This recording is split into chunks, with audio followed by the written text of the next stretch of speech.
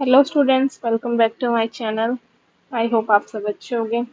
आज हम करेंगे क्लास 9th का chapter number 7, cell the unit of life. इसका जो फर्स्ट टॉपिक है वो है हमारा structure of a cell. First of all, जो सेल होता है वो लाइफ की फंक्शनल और स्ट्रक्चरल यूनिट होती है, उसी को हम क्या बोलते हैं, सेल बोलते हैं। जो सभी लिविंग ऑर्गेनिज्म होते हैं वो किससे मिलकर बने होते हैं, सेल से मिलकर बने होते हैं। और जो मेन पार्ट होते हैं सेल के, कि सेल के अंदर क्या क्या प्रेजेंट होता है। First of all cell membrane present होती है, सेकंड साइटोप्लाज्म प्रेजेंट होता है, फिर थर्ड आता है न्यूक्लियस, फोर्थ आता है आपका सेल ऑर्गेनेल्स। सेल ऑर्गेनेल्स के अंदर आपके आएंगे माइटोकॉन्ड्रिया, वैक्यूल्स और राइबोसोम्स। अब हम इनके बारे में एक एक करके डिस्कस करते हैं। फर्स्ट ऑफ ऑल, जो सेल मेम्ब्रेन होती है वो क्या होती है, आउटर कवरिंग होती है सेल की, जो कि सेल को बाहर की साइड से कवर करके रखती है, उसी को हम क्या बोलते हैं, सेल मेम्ब्रेन बोलते हैं। अब ये क्या करती है, सेल को प्रोटेक्ट करती है आउटसाइड, बाहर का जो एनवायरनमेंट है उससे जो प्रोटेक्ट करेगी सेल को, वो कौन करती है, सेल मेम्ब्रेन प्रोटेक्ट करती है। ये कंट्रोल करती है एक्टिविटी ऑफ सब्सटेंस, कि कौन सा सब्सटेंस सेल के अंदर एंट्री लेगा और कौन सा सब्सटेंस सेल से बाहर जाएगा। नेक्स्ट आता है आपका साइटोप्लाज्म। साइटोप्लाज्म क्या होता है, जेली लाइक सब्सटेंस होता है जो कि सेल के अंदर प्रेजेंट होता है। इसके अंदर काफी सारी सेल ऑर्गेनल्स प्रेजेंट होती हैं, और जो भी केमिकल रिएक्शंस होएगी सेल के अंदर वो किस पे होएगी, साइटोप्लाज्म में ही होएगी।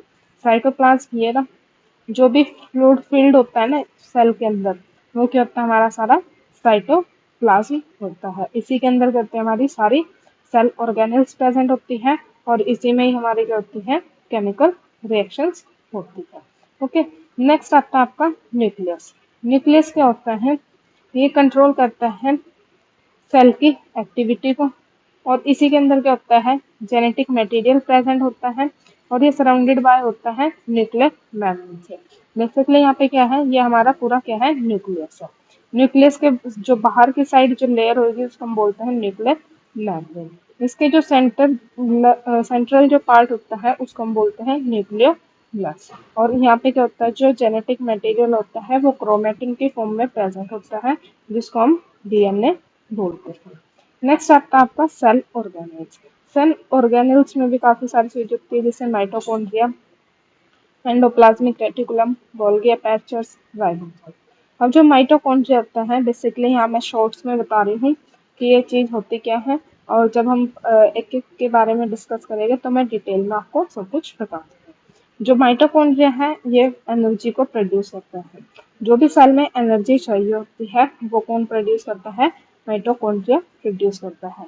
तो इसी वजह से हम इसको क्या बोलते हैं, पावर हाउस ऑफ सेल बोलते हैं। नेक्स्ट आता है आपका एंडोप्लाज्मिक रेटिकुलम।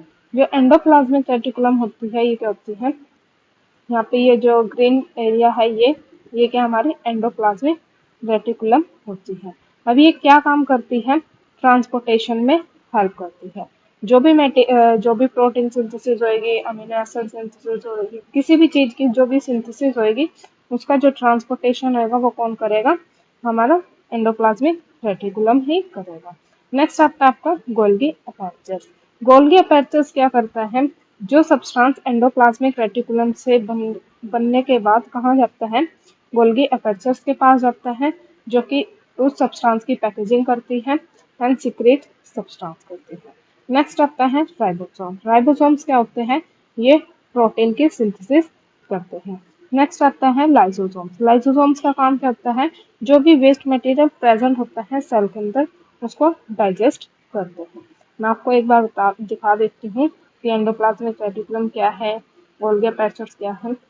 जो ये ग्रीन कलर के है ये हमारे हैं एंडोप्लाज्मिक रेटिकुलम, और जो ये ऑरेंज कलर में है ये आपके हैं गोल्गी अपर्चर, और जो इस साइड ये है, ये आपकी क्या है, माइटोकॉन्ड्रिया, जिसको हम पावर हाउस ऑफ सेल बोलते हैं।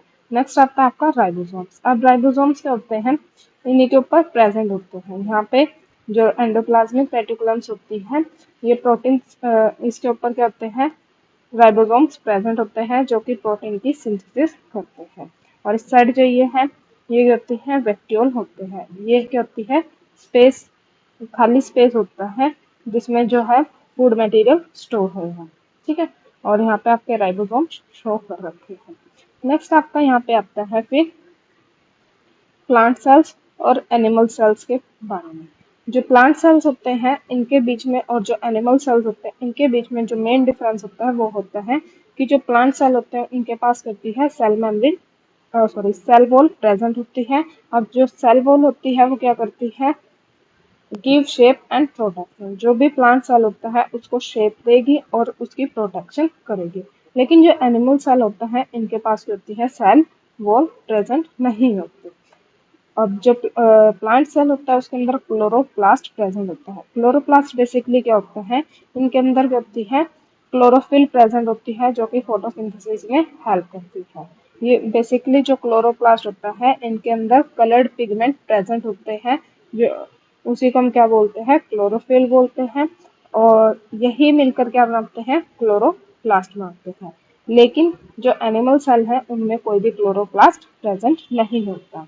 अब जो मेन डिफरेंस है वो है कि जो प्लांट सेल होता है उनके अंदर जो वैक्यूल होता है वो किस में प्रेजेंट होता है, लार्ज क्वांटिटी में प्रेजेंट होता है, मतलब काफी बड़ा वैक्यूल प्रेजेंट होता है। लेकिन जो एनिमल सेल होता है उसमें जो वैक्यूल होता है वो छोटा होता है।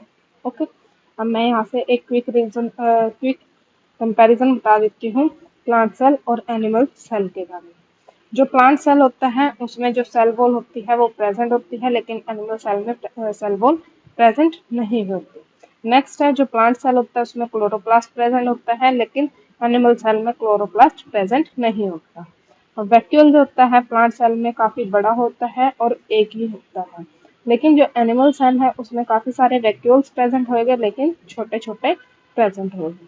अब जो प्लांट सेल होता है उनकी फिक्स शेप होती है और रेक्टेंगुलर शेप के होते हैं, लेकिन जो एनिमल सेल होता है वो इरेगुलर शेप के हो गए या फिर राउंड शेप के हो गए। ओके, अब यहाँ से एक क्वेश्चन जो अराइज हो जाता है वो क्या होता है कि जो माइटोकॉन्ड्रिया है उसको हम क्या बोलते हैं, माइटोकॉन्ड्रिया को हम पावर हाउस ऑफ सेल बोलते हैं। जो न्यूक्लियस होता है उसको हम बोलते हैं ब्रेन ऑफ द सेल। जो सेल मेम्ब्रेन होते हैं उसको हम सिक्योरिटी गेट के नाम से भी बोलते हैं। जो राइबोसोम्स होते हैं उनको हम प्रोटीन फैक्ट्री बोलते हैं क्योंकि वो प्रोटीन की सिंथेसिस करते हैं। अब जो गोल्गी बॉडीज होती है ये पैकेजिंग सेंटर भी बोले जाते हैं क्योंकि ये पैकेजिंग का काम करता है। जो भी सब्सटेंस एंडोप्लाज्मिक रेटिकुलम से बनकर आएगा उसकी जो पैकेजिंग करेंगे वो कौन करेंगे, गोल्गी बॉडीज करेंगे।